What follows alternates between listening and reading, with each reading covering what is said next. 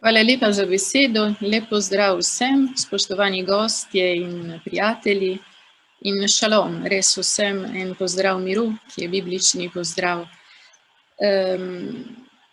Rada bi na svojem prispevku tukaj vam predstavila pot, ki je bila storjena, narejena od Nostre Aetate do Veritatis Gaudium. To je naslov tudi mojega predavanja. Prekojena pot in nova obzorja v judovsko-krščanskem dialogu. No, to je naslov in zdaj na začetku. Jaz bi rada predvsem izpostavila dva vidika. Vidik prijateljstva, ki se je razvil od Nostre Aetate naprej do našega časa, in drugi vidik, ki se mi zdi zelo pomemben vidik, je tudi vidik formacije za dialog danes. Zato tukaj najdete tudi v naslovu povezana dva dokumenta, ki samo posebej ne izgledata povezana, ker Nostra Aetate obravnava tematiko odnosa katoliške cerkve do judovstva in do drugih religij, medtem ko drugi dokument, ki je omenjen, Veritatis Gaudium, je pa krovni dokument, ki obravnava in je temeljni dokument za teološke fakultete. Tako v prvem hipu je lahko ta povezava neobičajna, ampak bom poskusila pokazati, v čem vidim pa povezanosti. Torej, se zahvaljujem mojemu predhodniku, ker ob pogledu, torej, kako je nastal sploh dokument, smo videli, kako je prepleteno ta vidik, se pravi, odnos, kako katoliška cerkev obravnava in predstavlja svoj odnos do judovstva, kako je to zelo prepleteno z razumevanjem cerkve same sebe. Torej, to se mi zdi en prvi vidik, ki bi rada tukaj poudarila. Temeljne poudarke odnosa do judovstva so koncilski očeti predstavili kot pomenljiv sad premišljevanja cerkve o lastni identiteti. Saj je cerkev kot skrivnost od znotraj na duhovni in globinski ravni povezana z Abrahamovim potomstvom. Torej, ta je nov pogled cerkve na judovstvo, ki izhaja iz novega pogleda cerkve o sebi. To se mi zdi zelo pomembno to poudariti. Tako da je tukaj bralec dokumenta presenečen, kako vidi, kako cerkev gleda na Izrael podobno, kot gleda nase. In to se mi zdi en pomemben korak, ki cerkev naredi, in ukolikor sebe razumeva na drugačen, nov način, tudi izpostavlja drugačne odnose do judovstva in do drugih religij.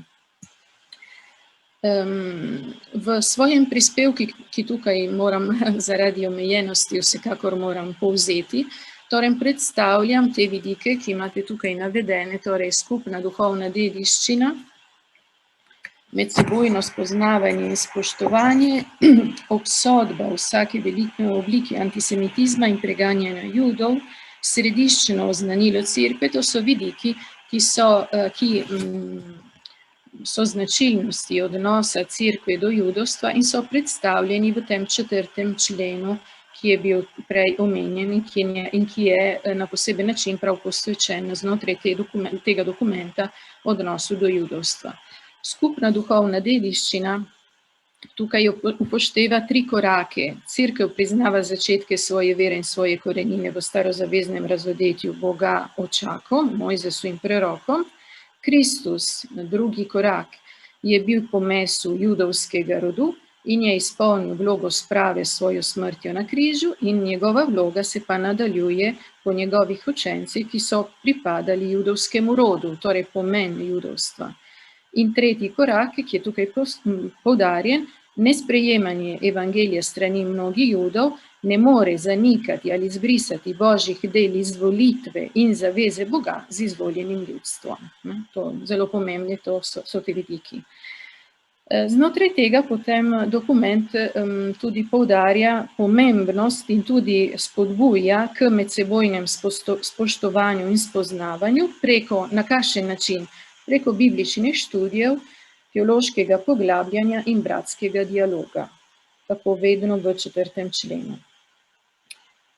Potem naslednji vidik je tudi ta odločna obsodba vsake oblike antisemitizma in preganjanja judov, zelo jasno poudarjeno, in pomembno je tudi središčno oznanilo cerkve, ki je vlogo Jezusa Kristusa, torej odrešensko vlogo Jezusa Kristusa, pomen Kristusovega križa kot znamenje univerzalne Božje ljubezni in izvir vseh milosti. Zdaj, iz teh osnovnih potez izhaja, in je potrebno tudi se zavedati, da če je tako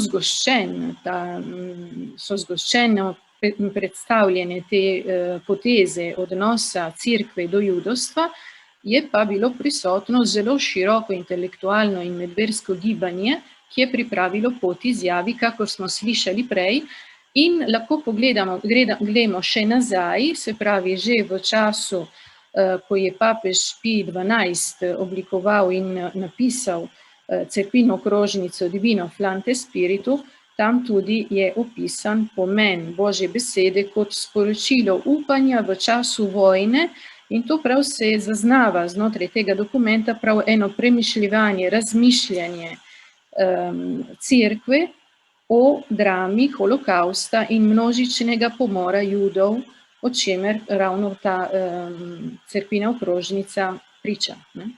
Torej, se pravi, ta vidik je zelo pomemben, je že ena priprava na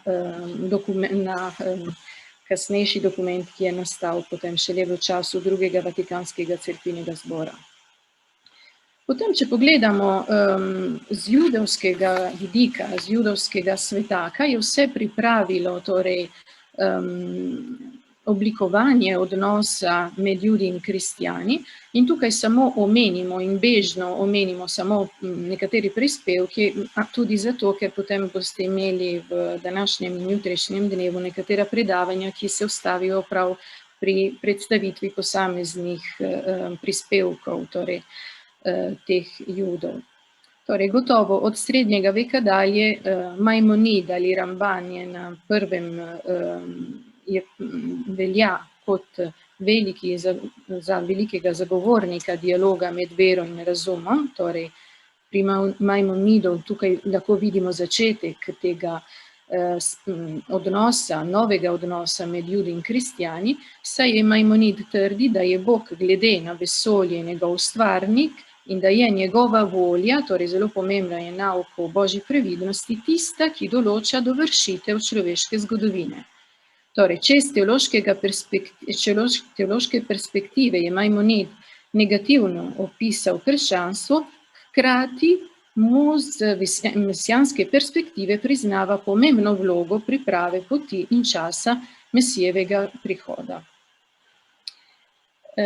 Torej, judovska sodobna filozofija je potem poglabljala razmišljanje o razodetju Boga. Tukaj se mi zdi, da kot en vidik, ki je zelo pomemben, bodisi pri Majmonidu in še bolj naprej, ravno, se pravi, judovstvo, ki je temelj odnosa med Judi in kristjani z judovskega vidika, tukaj je zelo poudarjeno, torej ta vidik razodetja.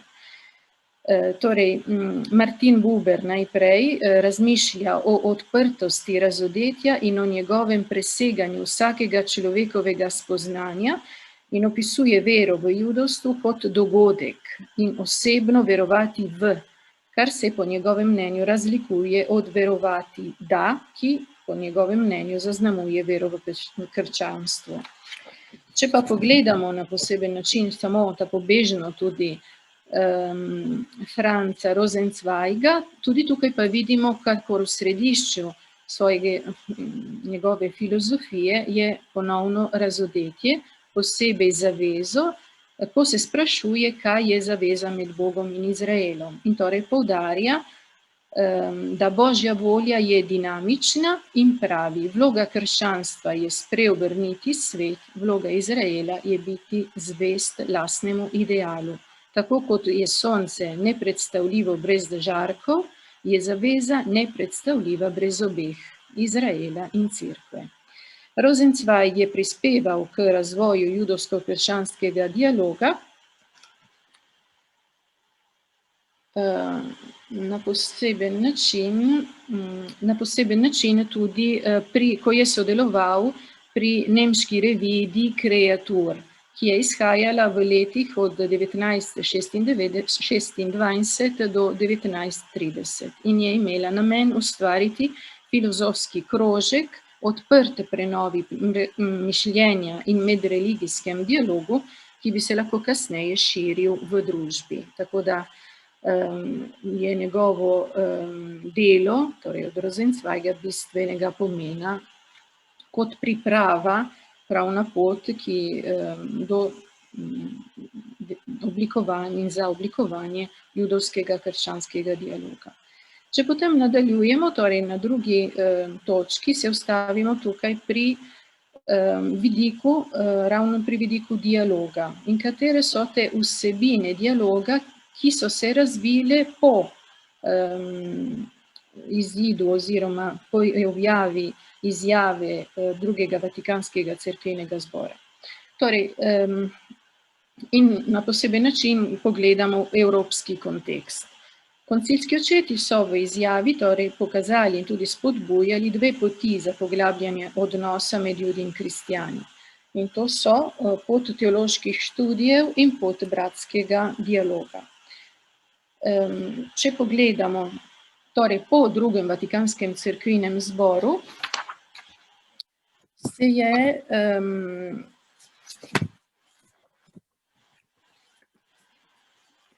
v drugem Vatikanskem cerkvenem zboru, torej se je dialog nadaljeval na različne načine in na različne ravneh. Torej, po rednem delu Komisije za judovsko-krščanski dialog strani Katoliške cerkve, po ustanovitvi Mednarodnega judovskega komiteja za medversko posvetovanje ter drugih judovskih ustanov, kot je Veliki rabinat tudi v Izraelu. In potem so se razvile različne oblike tega dialoga, tudi, bi lahko rekli, ne samo na uradni ravni, temveč tudi kot med ljudmi. So nastale različne pobude, ki so med ljudmi prebujale pozornost na judovsko-krščanski dialog in željo oblikovati zavest o skupni dediščini, ki jo imamo Judje in kristjani, posebej v branju in razlaganju svetih spisov. Tako da tukaj omenim samo nekatere iniciative, ki se nadaljujejo od konca prejšnjega stoletja, na poseben način omenim tukaj Italijo, ker izhajam iz Italije, torej malo bolj poznam tega konteksta.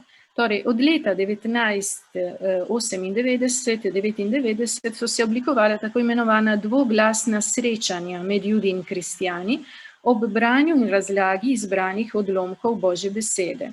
To se je začelo v Milanu, kot vemo, ko je bil kardinal Carlo Maria Martini kot milanski nadškof. Srečanja so se nadaljevala in se nadaljujejo še danes v milanskem centru San Fedele. Motiv, ki je navdihnil začetek teh srečanj, to pa se mi zdi zelo zanimivo, ni bilo predvsem soočanje različnega razumevanja določenega odlomka Svetega pisma, ampak v luči Božje besede gledati v isto smer, da bi Judje in kristjani gledali skupaj v Boga in spoznavali Boga, ki v Svetem pismu pričuje o sebi. Tako da smo pri tej točki, pri točki C.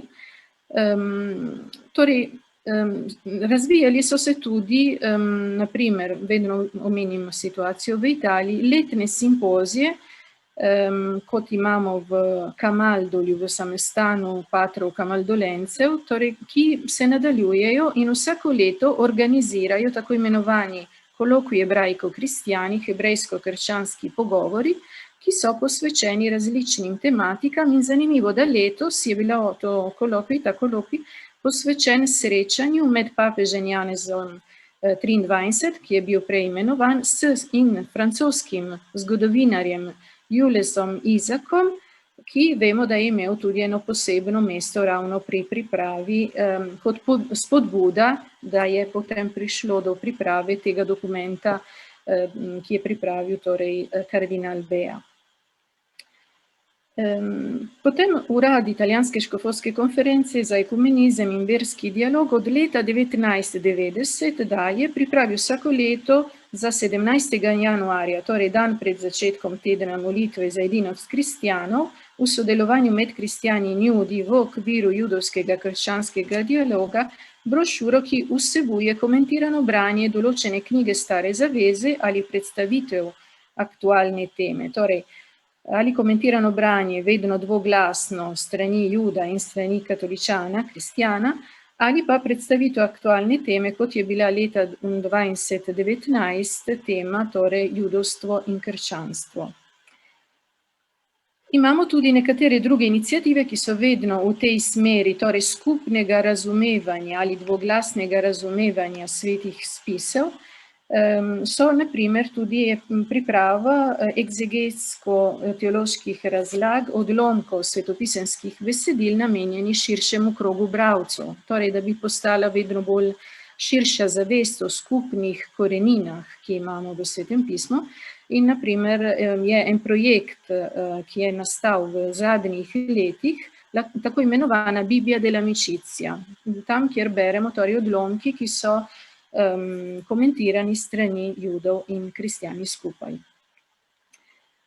Če gledamo potem malo širše, tudi na primer leta 2012 v Ameriki je bil objavljena analiza teoretičnega pristopa in prakse rabina Abrahama Joshua Heschela in Edith Stein in avtor Josef Redfield Palmisano, slučajno ima isti primek, torej govori o, torej predstavlja ta primer hermeneutike, sočutja, empatije in torej pokaže, kako ta vidik, torej empatija na poseben način lahko odpira nova in obetajoča obzorja v judovsko-krščanskem dialogu. Zdaj pa jaz bi rada se ustavila tukaj pri 4. točki, za kakšno minuto. Torej, pod prijateljstva med judi in kristjani se je poleg torej na uradnih in po uradnih izjavah papežev, na primer, ali preko njihovih obiskov v sinagogah, se je ta podprijateljstva zelo razvila na osebni ravni. Bi lahko rekli, to velja za skoraj vsakega papeža in nekaterimi judi. Naprimer, papež Pij XI je v okrožnici Mitbrennender Sorge leta 1937 opisal situacijo katoliške cerkve v Nemčiji in ostro obsodil nacionalsocialistično doktrino kot protikrščansko in pogansko. In 6. septembra 1938 je v svojem nagovoru romarjem iz Belgije ostro obsodil antisemitizma z argumentom, da smo kristjani duhovno vsi semiti in smo zato proti vsaki obliki antisemitizma. Se mi zdi, da eno posebno prijateljstvo je prijateljstvo, ki je nastalo med papežem Pijem XII in višjim rabinom judovske skupnosti v Rimu, rabinom Izraelom Zolijem.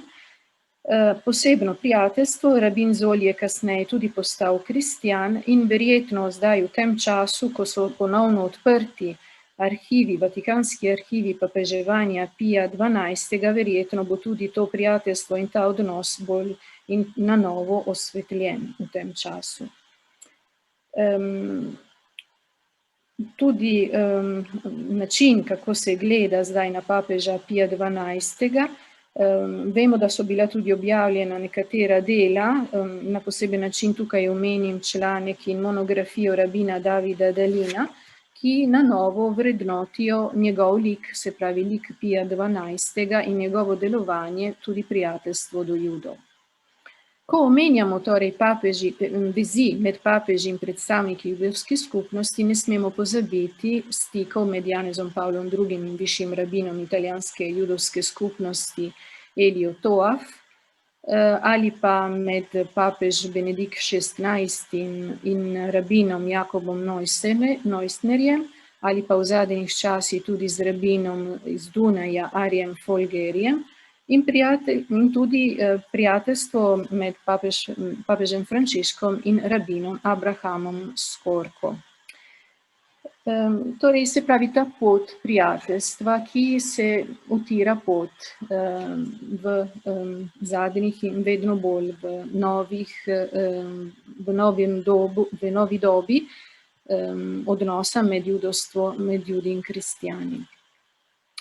Torej, ko pogledamo, torej, ko omenjamo te vezi, ki so nastale, kot izraz in sadovi, tudi prijateljstva med Judi in kristjani, omenimo tukaj nekatere izjave in tudi nekatere iniciative, ki so se razvile že v prejšnjem stoletju, naprimer Salisburyško izjavo, ki je tudi od leta 1947, ki velja kot Magna Carta, prav judovsko-krščanskega dialoga.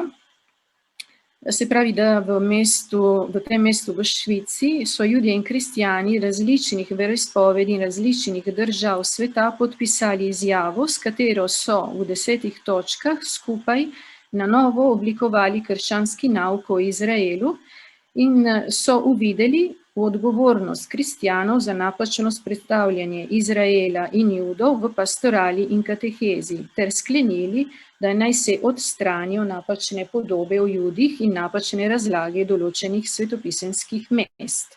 Torej, pomembnost tega dokumenta in te izjave.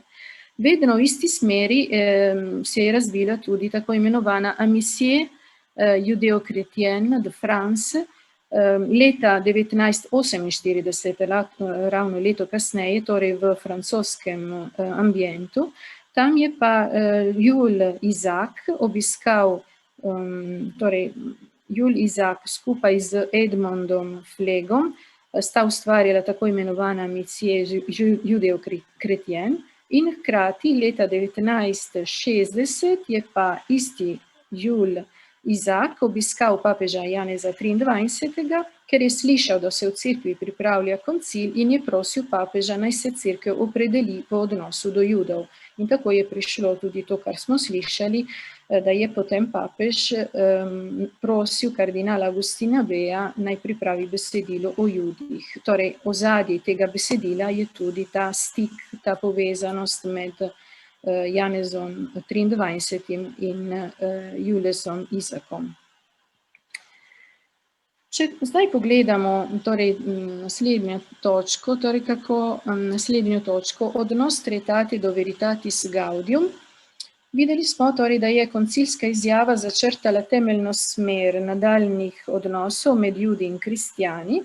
In tukaj se mi zdi zanimivo ta izjava Frederika Mansa, ki je bivši dekan Bibličnega inštituta v Jeruzalemu, ki trdi, da dialog med Judi in kristjani potrebuje razvoj na več ravneh.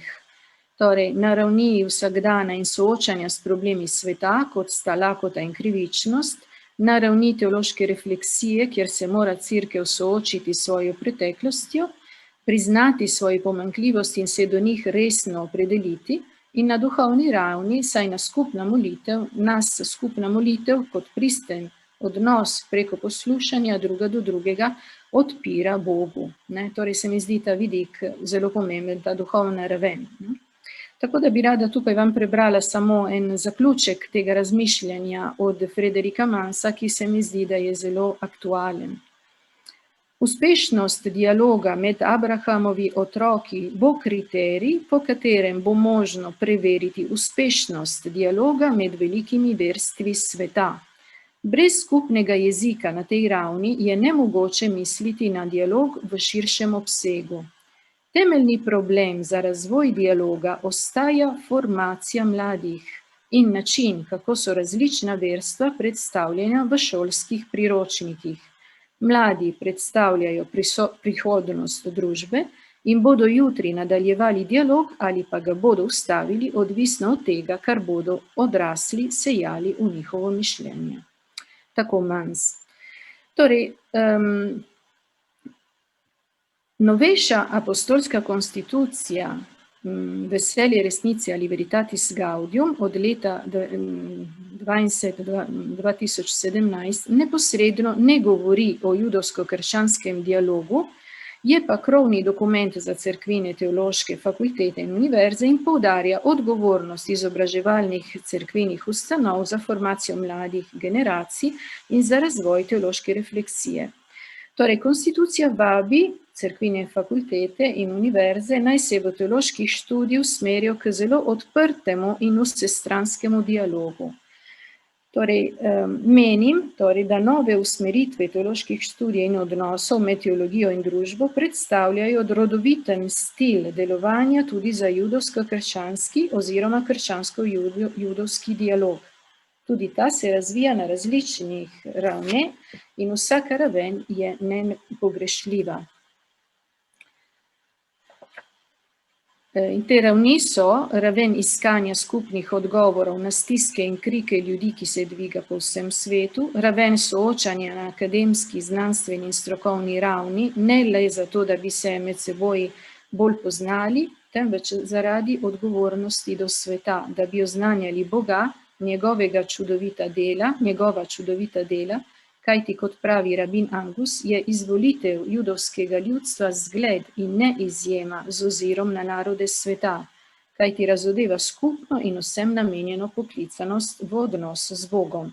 In na koncu, na duhovni ravni, saj nas pod prijateljstva in molitve skupaj odpira delovanju Boga in njegovemu načrtu odrešenja sveta, kajti Božje delovanje je najbolj pomembno obzorje judovsko-krščanskega dialoga. Gre se za to, da judovsko-krščanski dialog ima kot obzorje Boga samega, torej delovanje Boga. In samo par besed za zaključek. Okoliščine, v kateri se nahajamo in ki smo že omenili, ki zaznamujejo tudi naš simpozij, nekoliko narekujejo eno prednostno nalogo v judovskem krščanskem dialogu. To je pa, da bi pričevali o vrednosti življenja vsakega človeka od začetka do njegovega naravnega konca. Bog je po svoji zavezi razodel nadnaravni načrt, ki ga ima za človeštvo in ki združuje Jude in kristjane. To je Božji načrt odrešenja vseh ljudi. Ta prednostna naloga, ki izhaja od Boga, stvarnika in odrešenika, nas kliče v odgovor Bogu in v zavzeto odgovornost do vseh ljudi, narodov in kultur, ter k odgovornemu ravnanju do stvarstva, da bi zares živeli na tem svetu kot Božji otroci in bratje vsem. Tukaj pa bi se rada tudi zaključila z eno mislijo zadnje okrožnice papeža Fratelli Tutti, torej vsi bratje, ko omeni na 135 členov, da v Buenos Aires pravi, da je prisotno 200.000 Judov, ki so primer obdarovanja, ki ga Judje predstavljajo za tamkajšnjo kulturo in družbo. Torej, dialog judovsko-krščanski nas tudi oblikuje, da bi dejansko vedno bolj spoštovali, kako vsak je lahko razlog obogatenja za drugi in zato se tudi moramo sami oblikovati in tudi formirati mlade generacije. Hvala za pozornost.